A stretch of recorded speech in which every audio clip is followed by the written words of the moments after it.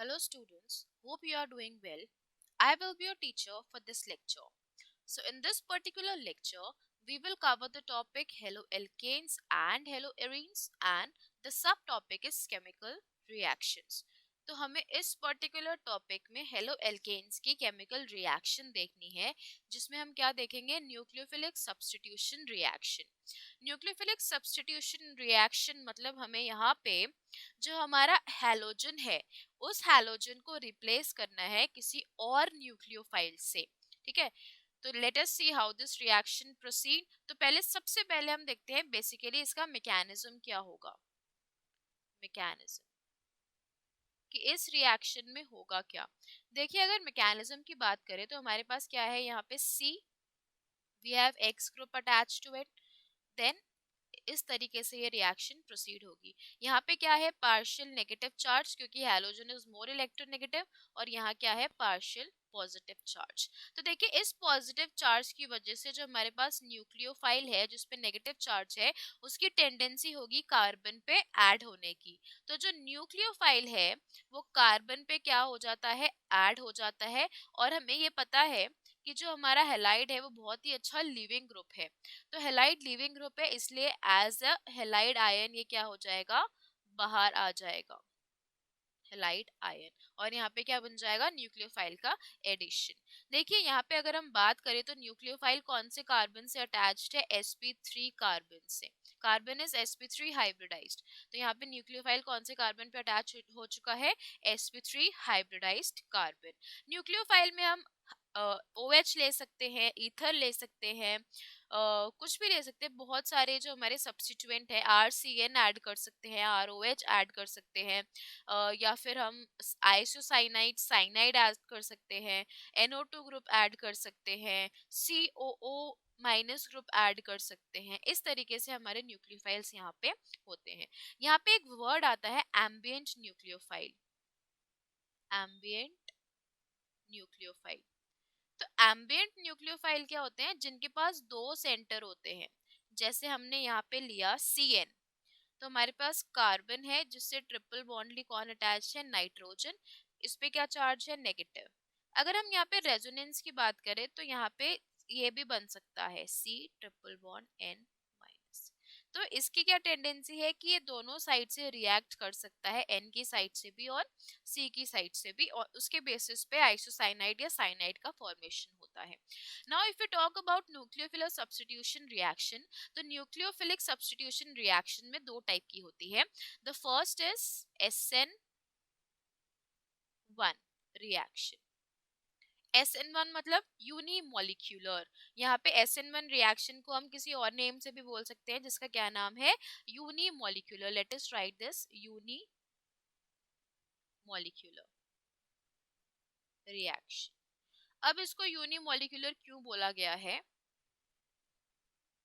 तो इसके कुछ पॉइंट्स लिखते हैं। सबसे पहला जो हमारे पास पॉइंट है SN1 रिएक्शन में, इसको हम पोलर प्रोटिक सॉल्वेंट में देखते हैं। पोलर प्रोटिक सॉल्वेंट, ठीक है। अब देखिए सेकंड हमारे पास जो इसमें होता है वो क्या है कि अगर हम यहाँ पे दो प्रोडक्ट्स ले रहे हैं तो कॉन्सेंट्रेशन पे सिर्फ एक पे ही डिपेंड करेगा। जैसे यहाँ पे मैंने दो प्रोडक्ट्स लिए हैं, हमारा जो रिएक्शन या प्रोडक्ट रेट है वो किस पे डिपेंड करेगा सिर्फ एक ही पे। ठीक है, यहाँ पे देखते हैं the rate of reaction, the rate of reaction in case of unimolecular, remember this, depends on concentration of one reactant। सिर्फ एक ही रिएक्टेंट की कॉन्सेंट्रेशन पे ये डिपेंड करती है क्या यूनिमोलिक्यूलर रिएक्शन। तो देखिए यहाँ पे दो स्टेप प्रोसेस है, it is a two step process, two step process मतलब दो अलग अलग स्टेप हो रहे हैं। यहाँ पे देखें अगर हम, तो देखिए ये हमारे पास क्या है एल्काइल हेलाइड है, यहाँ पे ये क्या है पार्शियल नेगेटिव है पार्शियल पॉजिटिव चार्ज। तो सबसे पहले एक रिएक्शन कंप्लीट होगी, जैसे दिस इज स्टेप 1, ये क्या हुआ स्टेप 1। स्टेप 1 क्या है स्लो है और रेट डिटरमिनिंग है, स्लो है और रेट डिटरमाइनिंग स्टेप है। इसमें क्या होगा, देखिए ये नेगेटिव है तो ये क्या करेगा, लीविंग ग्रुप की तरह एक्ट करेगा और यहाँ पे क्या बन जाएगा, कार्बोनियम आयन। कार्बोकेटायन फॉर्म हुआ है, कार्ब केटायन। तो कार्ब केटायन जब फॉर्म होगा तो ये इसकी फर्स्ट स्टेप है, इसमें टाइम लगेगा और ये रिवर्सिबल है, वापस भी Br से कंबाइन हो सकता है क्योंकि ये क्या है, स्टेबल है। तो देखिए यहाँ पे देखिए हमारे पास दो हो गए हैं। अगर हम रिएक्ट प्रोडक्ट सॉल्वेंट देखें तो एक तो OH माइनस है और एक Br माइनस है। तो ये रिएक्शन रिवर्सिबल पे जा सकती है, या फिर अगर हम इसको प्रोसीड करवाएं तो यहाँ पे जो OH है वो जाके यहाँ पे ऐड हो जाएगा। तो स्टेप वन में क्या हो रहा है, स्टेप वन में क्या हो रहा है, यहाँ पे हमारा जो हेलाइड आयन है वो लीव करके कार्ब कैटायन फॉर्म कर रहा है।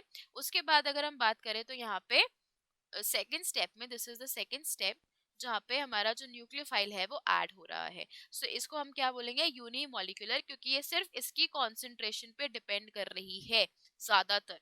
कार्ब कैटायन किस पे डिपेंडेंट है, on the reaction, the concentration of only and only one reactant.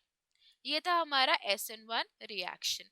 अगर हम SN1 रिएक्शन की देखें तो वो 3 डिग्री हेलाइड्स में सबसे ज्यादा होगा।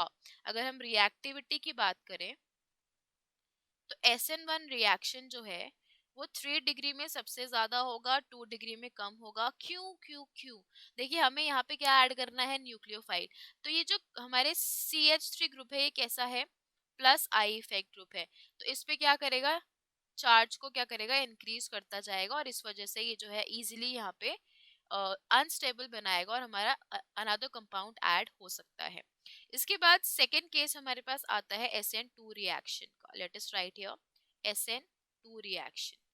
SN2 रिएक्शन थोड़ा सा कॉम्प्लिकेटेड है, इसमें दोनों पे ही डिपेंड करेगा। सबसे पहली बात, ये कैसा है, सिंगल स्टेप प्रोसेस। उसमें हमने 2 स्टेप देखे थे SN1 में। इसको हम बायोमोलिकुलर भी कहते हैं क्योंकि जो हमारा ट्रांजिशन स्टेट है ना, जो बीच में बना है, उसमें दोनों ही मिलेंगे हमें। यहाँ पे क्या होता है, सिंगल स्टेप है। जैसे हमारे पास यहाँ पे एक पर्टिकुलर हमारा 2 ब्रोमोब्यूटेन है, हमने इसको रिएक्ट करवाया है यहाँ पे। तो ट्रांजिशन स्टेट में अगर आप देखें तो Br अभी लीव नहीं हुआ है और OH ऐड हो चुका है। So this is a simultaneous process that is going on. OH भी एडेड है और Br भी एडेड है। इसके बाद अगर ये रिएक्शन फर्दर प्रोसीड होगी तो यहाँ पे फाइनल इंटरमीडिएट के बाद हमारे पास प्रोडक्ट बनेगा। तो this is single step process और जिसमें दोनों ही एक ट्रांजिशन स्टेट में प्रेजेंट होते हैं।